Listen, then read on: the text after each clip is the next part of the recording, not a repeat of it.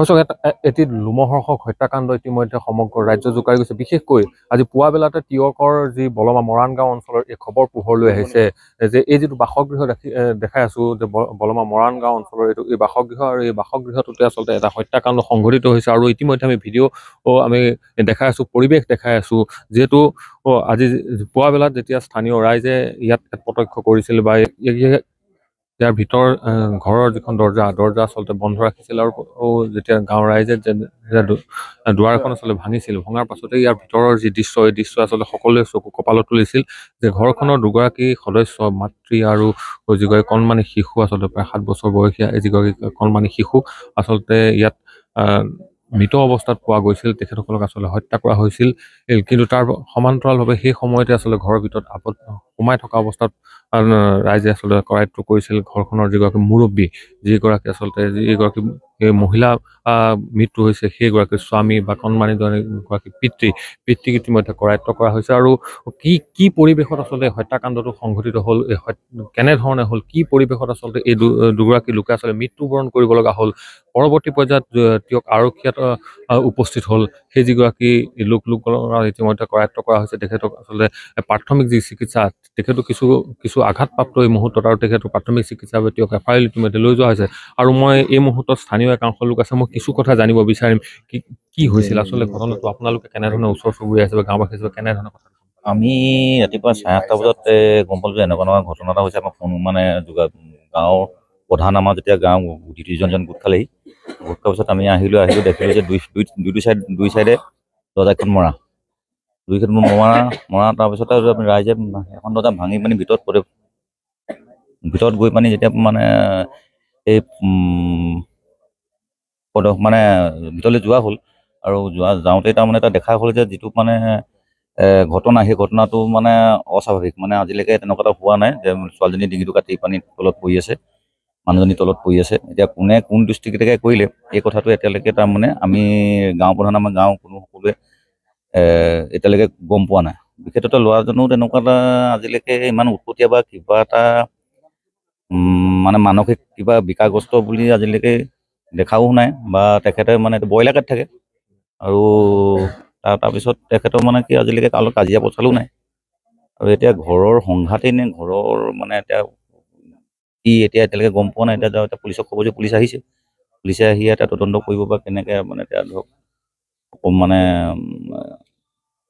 এতিয়া দেখিছোঁ আমাৰ হেৰিও আহিছে, আহি তদন্ত কৰিব কেনেকৈ কি হয়। স্পৰ্শকাতৰ বিষয় আচলতে কেনেধৰণে ঘটনাটো সংঘটিত হ'ল, কেনেধৰণে দুগৰাকী মৃত্যু আচলতে ব্যক্তি আচলতে মৃত্যু মুখত পৰিব লগা হ'ল, কোনে হত্যা কৰিলে, প্ৰকৃততে স্বামীয়ে হত্যা কৰিছিল, এই গোটেই বিষয়বোৰ আচলতে পোহৰলৈ আহিব।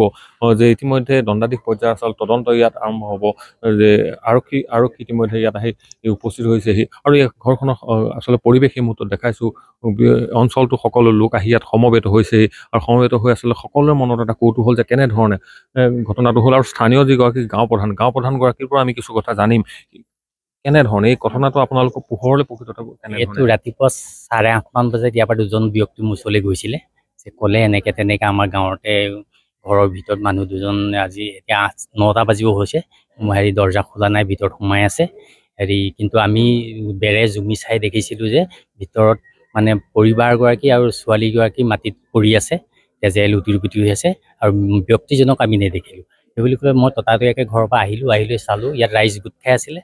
ৰাইজৰ সাক্ষাততে আমি দৰ্জাখন ভাঙিলোঁ, ৰছীকেইটা কাটিলৈ আমি সোমাই গ'লোঁ ভিতৰত। সোমাই গৈ দেখিলোঁ যে মহিলাগৰাকী আৰু তেওঁ কন্যা সন্তানগৰাকী মজিয়াত পৰি আছে। পৰি থাকিলে ছোৱালীগৰাকী কিন্তু মূৰটো কটা দেখিলোঁ আমি। তেনেকৈ থকা দেখিলে মানুহজনক আমি বিচাৰি নাপালোঁ। নাপাই আমি ওলাই গুচি আহিলোঁ। ওলাই আহিলে আমি আৰক্ষীক খবৰ দিলোঁ, আৰক্ষী আহিলে। অহাৰ পিছত আমি ভিতৰত আকৌ পুনৰ সোমাই গ'লোঁ। সোমাই যাওঁতে এটা দুৱাৰ চুকত মানুহজন চকী এখনত বহি থকা দেখিলোঁ। বহি থাকিলে মাতডল নাই। তেওঁ পেটত কিবা এটা খোজ খাইছে, আঘাত পাইছে, তেজ ওলাই আছে, তেওঁ হাতখনে ধৰি আছে, আৰু পুলিচে তেওঁলোকক লৈ হেৰিলৈ গৈছে, এই হস্পিটেললৈ গৈছে। লোকজনৰ নাম কি আছিলে? লোকজনৰ নাম কল্যাণ কোঁৱৰ। তেখেতে কি কামত আচলতে? অন্য কাম একো নাই, খেতি বাতি কৰে, আৰু তেওঁ ঘৰৰ মুখৰ আগতে ব্ৰইলাৰ আৰু মাছ কাটে। এনেকুৱা ধৰণৰ ক'ব পাৰি নেকি যে পাৰিবাৰিক কিছু কণ্ডলৰ কাৰণে হৈছিল নে বেলেগ কিবা দৃষ্টি আপোনালোকে? সেইটো আমি ক'ব নোৱাৰিম বিশেষকৈ। তেওঁ কিন্তু আমি জনাত খুব নম্ৰ স্বভাৱৰ ল'ৰা আছিলে আৰু কাৰো লগত দন কাজিয়া আজিলৈকে হোৱা দেখা নাছিলোঁ। বিশেষভাৱে ধন্যবাদ জনাইছোঁ। আৰু এয়া হৈছে গাঁও প্ৰধানৰ আচলতে ভাষ্য আৰু ইয়াৰ সামগ্ৰিক পৰিৱেশ এই মুহূৰ্তত দেখাই আছোঁ। আৰু ইতিমধ্যে ইয়াত তদন্ত আৰম্ভ হৈছে। যিগৰাকী আচলতে অভিযুক্ত বুলি নকলেও যিগৰাকী আচলতে ঘৰখনৰ যিজন মুৰব্বী কল্যাণ কোঁৱৰ, তেখেতক ইতিমধ্যে কৰায়ত্ব কৰা হৈছে। আৰু ইয়াৰ পৰৱৰ্তী পৰ্যায়ত যে দণ্ডাধীশ পৰ্যায়ৰ এই বিষয়টো সম্পূৰ্ণ তদন্ত হ'ব। তদন্তৰ পাছতে কিন্তু ইয়াৰ গোটেই ঘটনাৰ পোহৰলৈ আহিব। কেনেধৰণে আচলতে কণমানি শিশুগৰাকী আৰু মহিলাগৰাকীৰ মৃত্যু হ'ল আৰু কেনেধৰণে আচলতে এই যিজন ব্যক্তি কল্যাণ কোঁৱৰ আজি তাৰিখত আহত হ'ব লগা হৈছে গুৰুতৰভাৱে, এই গোটেই বিষয়টো পৰৱৰ্তী পৰ্যায়ত কিন্তু তদন্ত আহিব। কিন্তু তেতিয়ালৈকে এই বিষয়টোক লৈ কিন্তু সমগ্ৰ অঞ্চলটোত এক চেপা উত্তেজনা যে বিৰাজ কৰি থাকিব সেইটো কথা নিশ্চিত।